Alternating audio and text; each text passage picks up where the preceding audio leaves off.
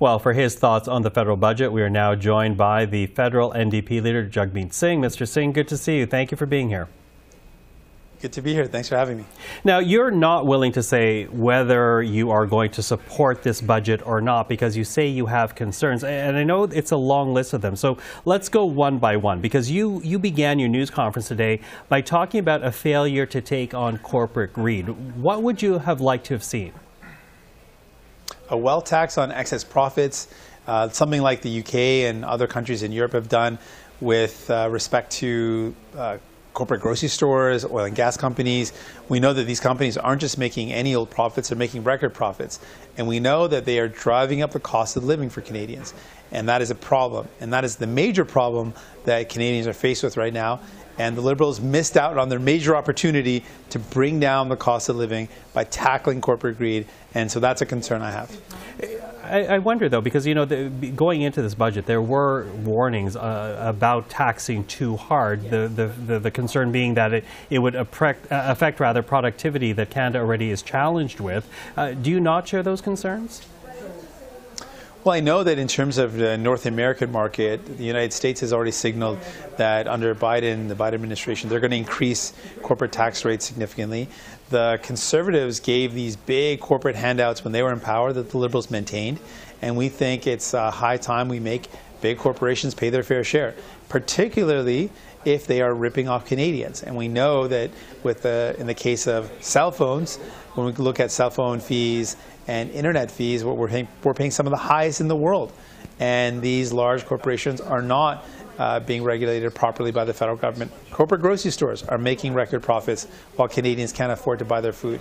And we know when it comes to housing, corporate landlords and speculators are driving up the cost of housing and scooping up affordable homes. And that's also making it harder for people. Those are things that we need to go after to make life more affordable. Now, another concern that you have expressed is around the disability tax credit. Can you talk to us about why it concerns you? Because it is now being addressed. Well, first, this is something that New Democrats fought for. We fought for a disability benefit for Canadians that are living with disabilities, something very important. But the amount that's been announced today is $200 a month. That is not enough to deal with the cost of living, to deal with the expenses that people have, particularly Canadians living with disabilities. So we're concerned why the amount is so low, and what is the plan to increase that amount to meet the needs of people who are now faced with some of the highest cost of living that they've seen in recent years.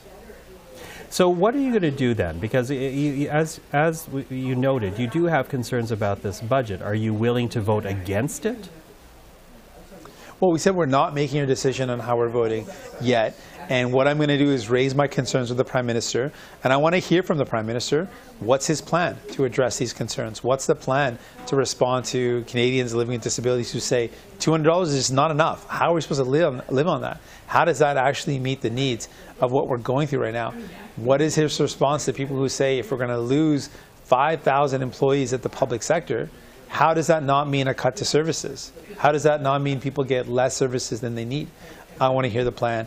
And so we'll wait and see what the Liberals say, what their plan is to respond to these very important problems, and then we'll make our decision. Yeah, I'm wondering if you've had any type of conversation at all with the Finance Minister or anyone within Cabinet about your concerns already. Well, the budget has just become public today.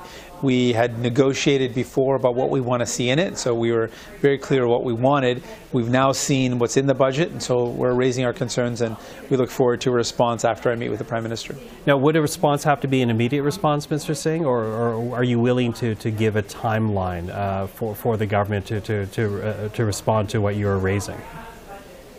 Well, the ball's in their court. If they need to take time to respond, then that's on them. They need to provide me with explanation before any votes happen, because we have not made our decision which way we're going. Mr. Singh, I appreciate the time this evening. Thank you for that. Thank you so much.